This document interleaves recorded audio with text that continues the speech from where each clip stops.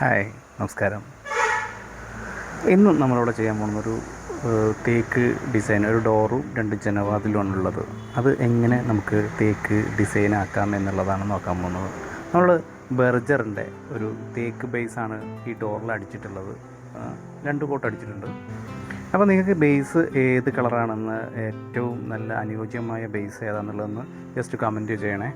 നമുക്ക് മറ്റുള്ളവർക്കും ഷെയർ ചെയ്ത് കൊടുക്കാം. ഏറ്റവും നല്ല ഇത് ബേസ് കളർ ഏത് കമ്പനിയുടെ ആണെന്നുള്ളതൊന്ന് ജസ്റ്റ് ഒന്ന് കമൻറ്റ് ചെയ്യാം.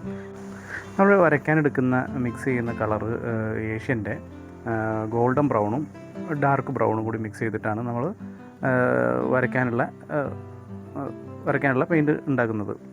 ഇതിൽ നമ്മൾ എനാമലിൽ മിക്സ് ചെയ്തിട്ടുള്ളത് ടർപ്പൻ്റാണ് മിക്സ് ചെയ്തിട്ടുള്ളത്. അതല്ലെങ്കിൽ നിങ്ങൾക്ക് മണ്ണെണ്ണ ഉപയോഗിക്കാം.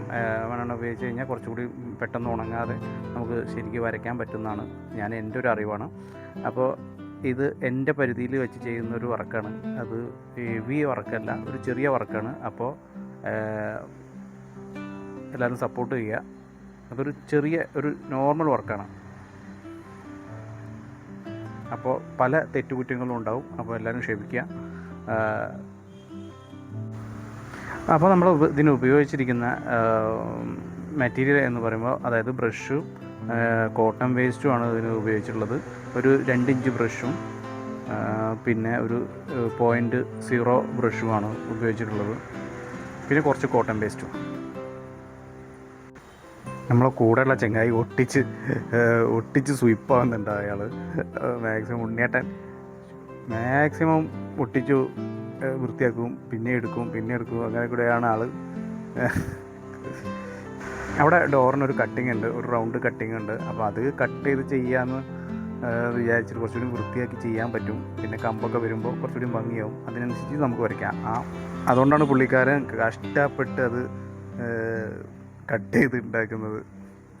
മാസ്കിൻ ടാപ്പ് വെച്ചിട്ട് പുട്ടി ബ്ലേഡും വെച്ചിട്ട് കട്ട് ചെയ്യണം. ഓക്കെ.